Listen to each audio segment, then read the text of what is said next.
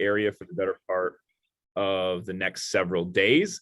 And so we're looking forward to welcoming Andy. But Andy is no stranger to Hartford, as he's going to tell us here in just a little bit. And so let's go ahead and get things started. We thought we'd do something a little bit different for this timely topics, and I will be moderating the conversation here with Andy this morning. So Andy, welcome. Welcome to Hartford. Welcome to the CCEI suite. We are so excited to have you here. Thank you very much, Rory. Delighted to be here. So let's dive right in. Let's talk a little bit about this. And I think in order to know where we're going, we have to know a little bit about where we've been. So for those of you who have not done your homework or your research yet, you may be familiar with just Andy's LinkedIn page. But the one thing that it doesn't cover and dive into is Andy's background, in which he spent 21 years in the Irish Navy. And I asked Andy a question earlier this morning. I said, Andy, tell me a little bit about your background in the Navy and how that helped to kind of spur what is now the Mackin Group today. Yeah, I suppose the biggest thing, Rory, that I took out of my time in the Navy was the discipline element of it, and really just it gives you kind of the resilience to get things done. Like you said, I did 21 years. So I joined in 1985 as just an ordinary sailor. Didn't know really what I wanted to do. At 18, obviously, like most 18-year-olds, not knowing what they wanted to do. Didn't have an opportunity to go to college. I left like your equivalent here of high school, probably in the last year, the eldest of 8, so many mouths to feed. It was more or less kind of get out, give a hand, and get a job, and help the family out. So that was that. Got an opportunity to apply for the Navy in 1984. I didn't get it that time. Went off and did a couple of different jobs just to work. And then 85 got an opportunity and joined up. And the rest is history, as they say. I did serve my time as an electrical engineer. So got a lot of practical skills again later on in life, and probably got back into college and the understanding of education being important. I mean, I would have always considered myself really good at school, as in I was good going there, maybe not the best student when I was actually there, but obviously learned a lot of things along the way. And then in 2000, kind of with the window of 2006, being retirement from the Navy, what was I going to do? Like, what do I really want to do? I went back to college and I did a diploma in University College Cork on environmental health and safety. And a colleague of mine who was 2 years ahead of me left the Navy and set up his own electrical contracting business and asked me would I do some project work for him. So I did that and kind of really enjoyed it, got used to kind of getting out and meeting different clients on sites, understanding their problems, how we could actually help them. And I suppose that's probably where the light kind of flashed on, Rory, for the entrepreneurship in me. It was probably always there, but I think that kind of brought it out definitely. Yeah, opportunity certainly has played an important role in every entrepreneur's journey, and yours is really no different than that. I'd love to hear you dive in for those folks that are just joining us this morning and tell us specifically, and as a relatively succinct manner as you can, like, what does the Mackin Group do? What does it provide? What are its services? And what brings you here to Hartford this week? Cool. Okay. So the Mackin Group, there's 2 companies essentially in it. So we've got an environmental health and safety consultancy and training business, which was the core business that I started back in 2004. And that's just making sure that clients have all their safety policies and documentation in place, their training requirements, their regulatory training that they would have to have for whatever particular business they're in. So we'd say like Hartford would be big on manufacturing here. So like manufacturing, all the safety protocols that go with different parts of the process, we would train people in that to make sure that they understand that before they go on the line or go onto the shop floor, and that they're going to be ultimately working safely, that kind of thing. And Ireland and England would be very, very advanced in terms of regulatory requirements for that. So it gives us a good opportunity to kind of work with all different sizes and shapes of companies. You get exposed to that. And then in 2009, I got an opportunity to work with a company from Dublin who were looking for, funny enough, it was an unusual project. It was a wildlife park in Cork. And I worked with the project manager in that. I did a couple of different jobs with him throughout the summer. And he moved business basically and asked me would I come and do some kind of consultancy work for him. So the consultancy and the environmental health and safety consultancy business kind of transitioned up to kind of the next level, because these kind of companies were bigger companies that we had been working with before. And then we got an opportunity to resource a couple of health and safety consultants for a project. So that was a kind of our first element into the kind of talent business that we started in 2014 then. So that's essentially what the group is. It's like an environmental health and safety consultancy training in one business and the full-scale international talent recruitment business on the other side. So let's talk about international talent recruitment. I mean, I've been blessed to kind of have gotten to build this relationship and friendship over the last year and a half or so. One of the things that always astounds me is just your connections all over the world. And if you're following Andy on LinkedIn, he's interacting with people from every corner. So Andy, here's a question for you and for the folks that are listening in that probably have the same question. What are you noticing? What are some trends that you're seeing for maybe it's for the multinational companies you work with a really impressive array, or what about some of the startups and some of the entrepreneurs that you're working with? What are some trends that you're seeing out there right now from a talent recruitment standpoint that allows maybe Mackin to zero in and to help these companies to grow and to scale with the right talent? There's some interesting ones, Rory. So like on an international level, I think everybody has been kind of bashed to death now with this kind of the great resignation and all that goes with that. And it isn't happening with the same veracity as people thought it would be. I think people are more definitely thinking more about their careers in terms of what their own particular company can offer them while they're still there.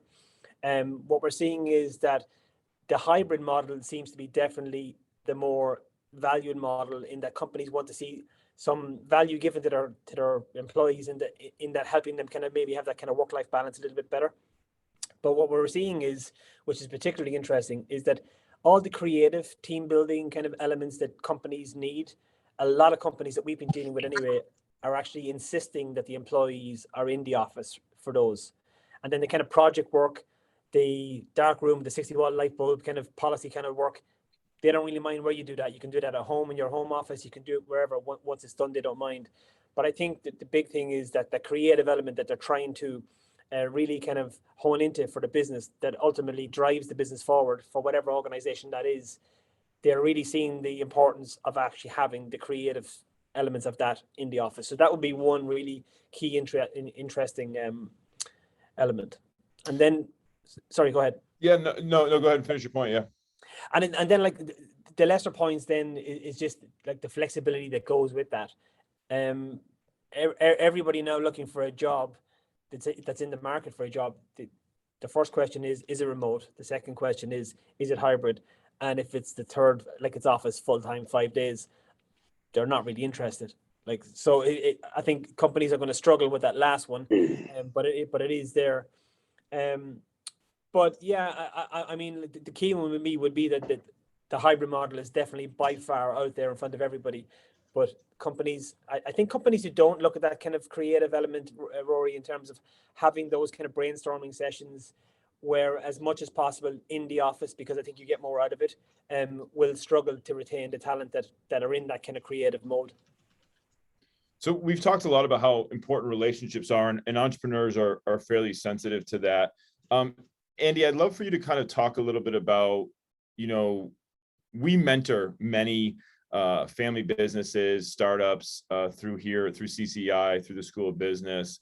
And you've had the opportunity now to see companies grow, but you've also had the opportunity to work with some of the largest, companies, particularly tech companies of the world. This morning, we talked about Google, Facebook, Twitter, Airbnb, all companies and clients along the way that you've worked with. So when we think about our startups and our family businesses, as they're looking to scale and grow, advice that you have for them when it comes to attracting, recruiting, retaining talent, thoughts that you could share with us that we might be able to put into practice when we're working with our own small businesses. Yeah, sure. I think the key element for me, Rory, when I started growing the business internationally, it really boiled down to the network. And I think you probably, and I'm sure a lot of the guys listening in now will have heard the saying, like your net worth is linked to your network. And it's so true, because those relationships are key. And I think what people tend not to do a lot of time is actually listen to what the client wants. When we go to a meeting, a sales meeting, it's always about, let's get the sale done and get in there, but you don't actually sit and listen. And I think if you can actually just take that kind of poetic pause, as they say, like for 10, 15, 20 seconds, your client will ultimately fill the void, because as humans, we like talking anyway. And I found that the more that I got into listening more, the more productive the business became, and the more opportunities were created, because they were talking about things that were maybe happening down the line in 6 months' time that we wouldn't have even been looking at, and we could probably, find a solution for that. So I think build the relationships, and really nurture them and look after them, and they ultimately will give you opportunities to start growing your business, whether it be in the US, Canada, South America, Europe, Asia. It doesn't really matter. I mean, a lot of the companies that spawn out of America have international kind of aspirations anyway, so they do tend to go abroad. So just look at your network, see where it's leading. Like, if you talk to your client and they say, look, we're thinking about going here, we potentially have a network there that we could potentially help you. You're ring fencing that opportunity for yourself in there, rather than saying, oh yeah, look, we can't do that. I don't think I've ever said no to anybody, Rory, probably to my own demise. I don't know, is it an Irish thing?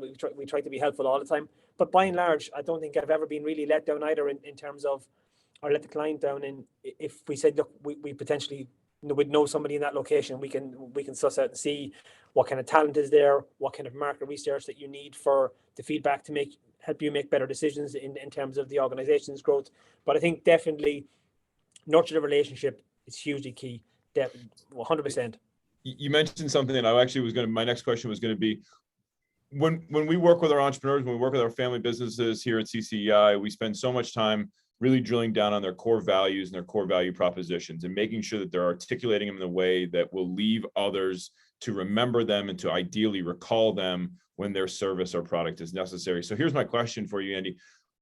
What is your distinct value proposition at Mackin? And more importantly, I'm interested in, being an Irish-based company with an international appeal and an international array of clients, how do you think that Irish perspective has influenced the scale and the growth and the influence of your Mackin talent internally, right? So what is it that you bring as an advantage from talent recruitment, let's say, to other agencies or industries that you've come across? And can you talk to me a little bit about how what's going on in Ireland, particularly in the technology sector, may have influenced in some way Mackin's growth or its scale, its approach?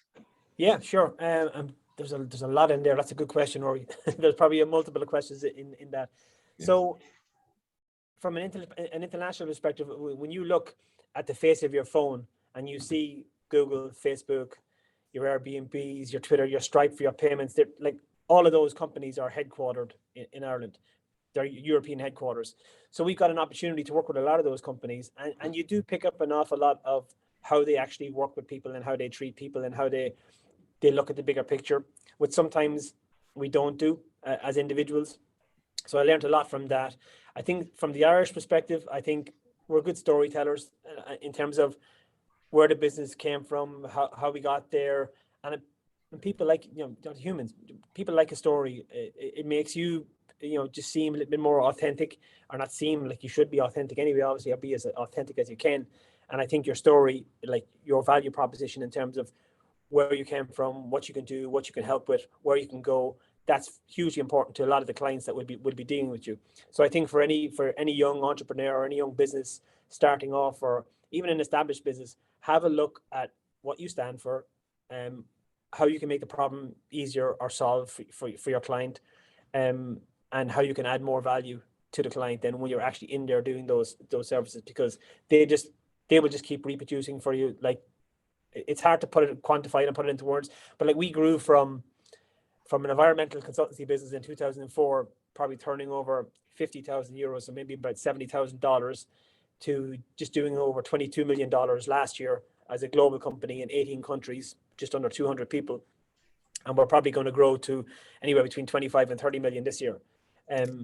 But a lot of that is built on the value proposition. And so for us, our key value proposition, and we can break it down in a number of different ways. So for a lot of the established businesses that are trying to scale into new locations or new regions, what we do at Mackin, which seems to be uniquely different anyway, is that we will go and find out what the client wants in terms of, they might say, look, Andy, I need a team of 7 people, 8 people.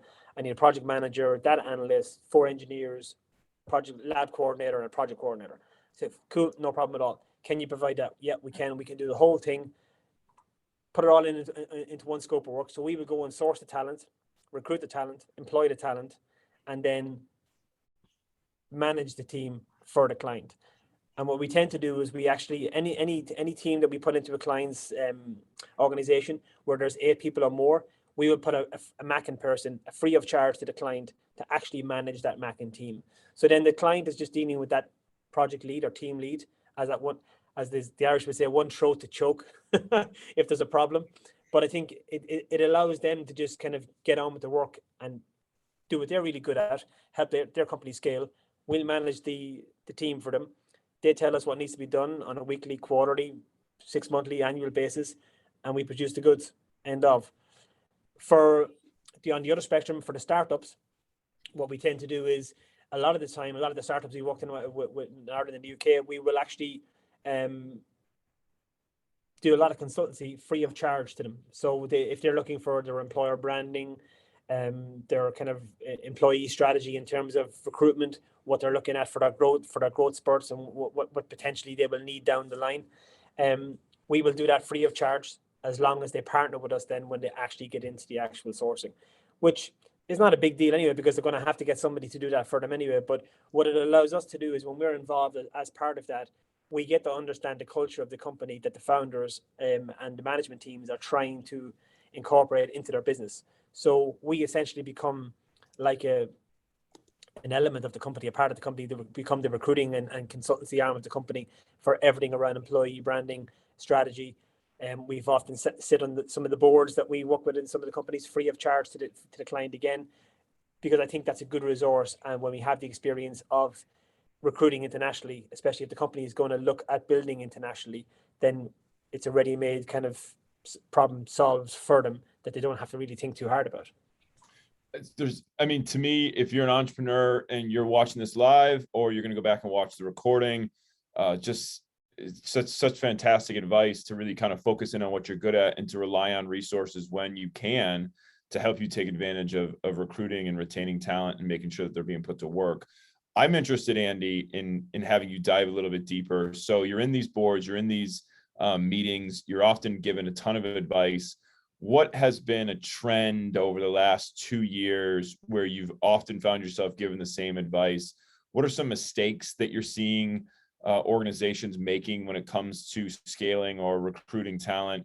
Where are you finding yourself having to push or pull organizations to think differently about how they're going about recruitment? So I know that we had some conversations this morning in regards to especially companies, maybe startups who are arriving at their Series A, 5, 10, 20 mil, and thinking, okay, great, I'm going to go out and hire 10 engineers because that's going to solve the problem. That's going to allow us to grow. And you said that they're just kind of missing the point about who's managing the money, who's managing the engineers. So give us a little bit of insight as to what it's been like on some of those boards and where you find yourself, raising your hand to say, hold on, before you go in this direction, we would strongly advise what? Well, you kind of just hit the nail on the head there in terms of when companies get revenue, and a lot of the companies and a lot of the conversations we would be having with people on the board is that they look at the growth. They're looking to grow the company, so they're looking at the growth aspect. So yeah, we need those 10 engineers, we need those data analysts, we need those data scientists or those lab technicians. And the first thing we would always say, like, who's going to manage the money, guys? Like, you've got 10, 15, 20 million in the bank now. You need a custodian of that that's going to manage it and plan it out and plan your growth strategy in conjunction with your talent team. This is what we need over the next 12 months. This is what we need over the next 18 months. These are the positions we need first, strategically, and that will have more impact in your business than a lot of the CEO and founders think, because I think the conversations that we would generally have would be around CEOs and founders not understanding their true value to the organization. So we'll take a CEO or a founder who's earning 100 grand a year, and I just use this as a round figure. And we would say, I would often say, okay, guys, take 2,080 hours, which is the standard 48-hour week. That's allowing all your vacation time and everything. That's the amount of hours you're going to work in a year, and divide that 100K by it. And I think it comes out at around like $48, $50. Something like that. And we kind of say, like, if you're doing any task that is less than that an hour, you're not being true to the organization, and you're not, really having your full potential showing through to where you're going to have the biggest impact. And a lot of the CEO and founders are the guys who are actually growing the business. So if you're doing a $25 task when you should be billing or creating 50, 75, 100, 200, whatever your billables are, then there's a complete disconnect. And when you break it down to that, a lot of them sit back and go, oh, wow, I never thought of it like that. And that would be the number one thing when they don't understand their true value. The second thing would be, like I said, like not understanding the value of having somebody manage the money. That seems to be a common one that comes up all the time. And it's not to be kind of laughed at or kind of sniffed at either, because it's quite important, because you won't have a clear strategy. What you see a lot of companies doing, then they're building this house of cards when they don't have the proper foundation in place, and eventually 3 or 4 years down the line, problems start. You know, I think, as you said this morning, it's like the chimney breast with the fresh coat of paint. It looks great, but it's all cracked on the inside. And you will have problems later on. You'll have problems with retention. You'll have problems with staff not being trained properly, not really understanding what their role within an organization is. And they can seem like really minuscule and small problems, but like when you can see from a talent perspective, the positive impact of getting this right can have on an organization for their growth, those kind of things would be key. So I'm smiling because a little bit here as a internal communication and team management specialist, I'm saying this is what I'm trying to tell folks all the time, is that communication is critical and putting the work and effort into it is critical. I think it's pretty impressive that Mackin has integrated some of these services into the talent recruitment, because they understand it's not just about getting the right person. They have to get the right person for the right organization. Andy, I know that these opinions don't just come from the top of your head. Like, you've actually been traveling the world and you've been experiencing this. I'd love for everybody that's here today, as well as for people who are going to watch this back, could you give us some example? Can you dive into the actual scope of your international reach? It stood out to me as being incredibly impressive. You're here in Hartford with us this week, but I would love for you to tell a little bit about whatever clients you can speak to. You know, who are you working with? What kind of problems are you solving, as an example? And just to kind of show us the international reach and scope of the work that you've been doing these last several years. Yeah, sure. Like we would work really from, you know, the whole spectrum, really, from that startup with 2 or 3 people in it, right up to that multinational organization with maybe 100, 130, 140,000 people globally. You mentioned some of the companies earlier on. That technically I can't say who they are, but like, yeah, they're big tech companies, social media companies. They're looking after your housing when you go on holidays, kind of companies. But yeah, I mean, they're fantastic companies to work with, but I get as much of a buzz, Rory, as working with the startup, because I think you can be hugely impactful and important to a company if you get in at the very, very start, and not so much tell them how to do things, because that's not what we do at Mackin. We're there for guidance, but we have the experience of doing what we do, and we do it really well. And I think if companies can tap into that, then it's a relationship that will only get stronger growing. In terms of our global reach, we're in 18 countries. In the States now, I think we're in 14 states in the US. We've got employees in 37 states, some of them completely remote, and others in the office five days a week. But yeah, so I think we opened an office in Cape Town just this September, just gone, in 2021, and Singapore last year were the last 2 offices. We've got an office in Vancouver that is really only just starting to build out now as well. So like we've touched kind of every location. So if a company came to us in the morning and said, listen, we're thinking of going to Asia, then we could help them. If they come to us and say, look, we're thinking of looking at Europe, we can help them. If they have specific countries, whilst we might not have somebody in there, we will have the knowledge and experience and the understanding of the talent in those areas. Because we've done the market research for other clients when they're looking for projects, and they say, look, we need 4 software engineers with this particular set of skills. Can you find out what it is? And we'll go off and do that for them. And that's the consultancy part of the business that I like as well, because you mentioned and alluded to it. It's nice to be able to offer those services, because and again, essentially what it does, Rory, is like you're dealing with one company that has this array of services, rather than saying, look, we need somebody to go and do some market research for us. We need a company that's going to do some consulting for us. And then we need a talent company to go source some talent for us. Whereas we just do all those 3 on those particular examples. So I think that's probably an added value for us.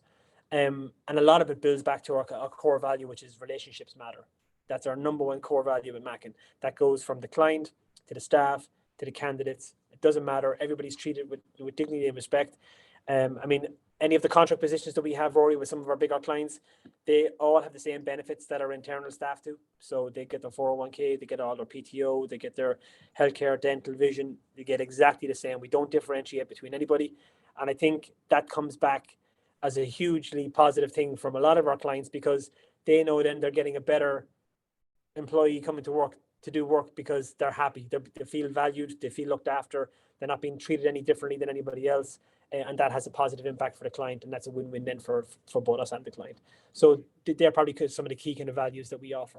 It's fantastic, and every time we talk, Andy, I'm always inspired and motivated, and I'm just excited that we've had a chance to share this with our audience. With a few minutes remaining, I'm going to ask one question, and I still would invite anybody that's here to join us after I finish this question. But rather succinctly, Andy, you're in town. It's InsurTech Symposium week here, which is of course a big and exciting week for those of us involved in the downtown business area. That we've brought companies and startups from all over the world here to our capital city.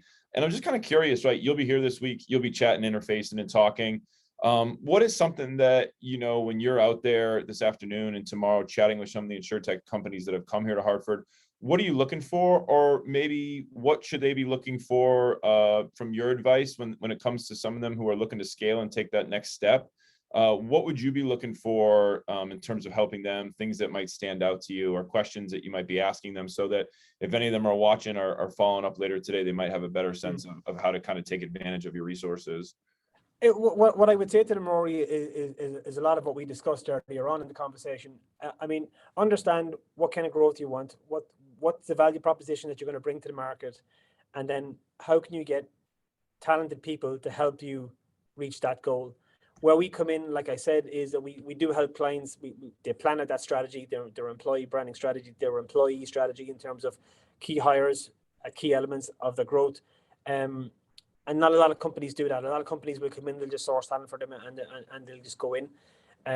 So I think we'll be asking questions in terms of their growth, like what will they be looking for, what kind of assistance do they need, what areas are they not 100% in, and yeah, I mean, the conversation will flow from there basically. Perfect. Okay, it's 11:29. I will at this point kind of just open the floor if anybody wants to have a follow-up question. I know Andy has given us a few extra minutes of his time here this morning while he's in Hartford. If anybody wants to meet or get in touch with Andy, Andy, why don't you throw your email there in the chat for us in case anybody wants to follow up while you're in town and have a meeting. I know that Andy and I will be out and about this afternoon and this evening, so great contact if you're looking to scale or if you just want to hear more about Andy's entrepreneurial journey.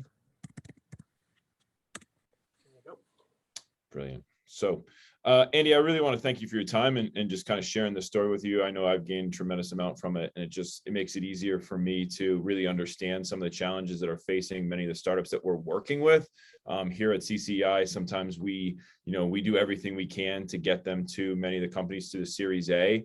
But what comes next, as we talked about here this morning, what comes next is something that you've shed some light on, and I feel a little bit more engaged and empowered to be able to provide them the advice thanks to the stories that you shared. So really well done. At this point in time, we'll go ahead and we'll end the call there, and we'll have this recording up, and we look forward to our next Timely Topics session. So I'll kick it over to Michaela as we look to wrap things up here today. Thank you. And thank you very much for all your phenomenal insights, Andy. That was great. And thank you for taking the time to be here with us in person and virtually. So before we close today, I'm just going to share my screen quickly and let you know about our upcoming Timely Topics, Commercializing Big Ideas, How to Push Yourself to Think Bigger with the Rach Brand. This will be on Wednesday, May 15th at the same time. Thanks, everybody. Thanks, guys.